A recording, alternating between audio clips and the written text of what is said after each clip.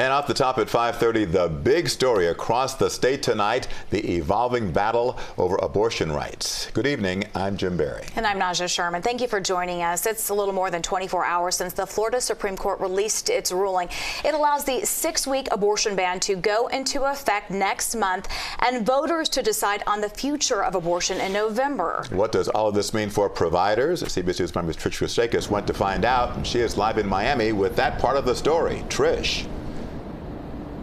Hey guys, I spoke to a physician at Planned Parenthood today, and she was emotional when talking about that 6-week ban. She says the clinics are hectic right now, and she expects it to get worse come May 1st.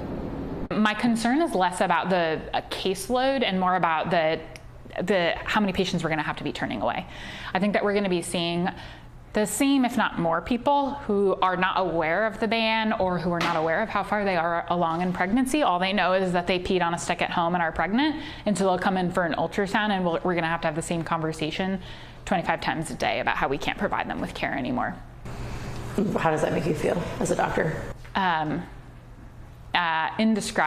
Indescribably horrible. The new abortion ban taking effect May 1st outlaws abortions after 6 weeks of pregnancy. Dr. Daniels says that's right before most people even know they're pregnant. It's really difficult to date a pregnancy exactly. There's a window, right, of a couple days on either end. Because last year, more than 84,000 people in Florida received an abortion. That's roughly 2,000 more than in 2022. So far in 2024, just over 8,000 women have had an abortion. With this ban, this will severely restrict access to abortions in the South. Probably the biggest change we're going to see is with the behind-the-scenes people, the patient navigation team, the advocacy team, to make sure that someone comes in at 8 weeks and they're resourced and taken through the proper channels to get their abortion out of state.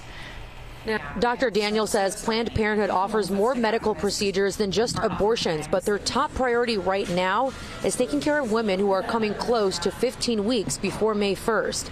As for the difference between 6 weeks and 15 weeks pregnant, no biological difference.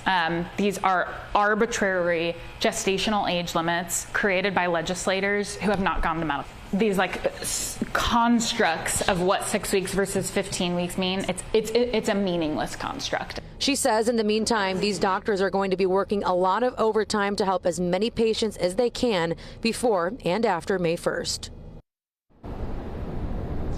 Now, for women who have the option and the means to get an abortion out of state and travel for it, the doctor says past 6 weeks you can go to North Carolina, and past 12 weeks in Virginia. Those are both full-day drives from South Florida. Reporting in Miami, I'm Trish Christakis, CBS News, Miami.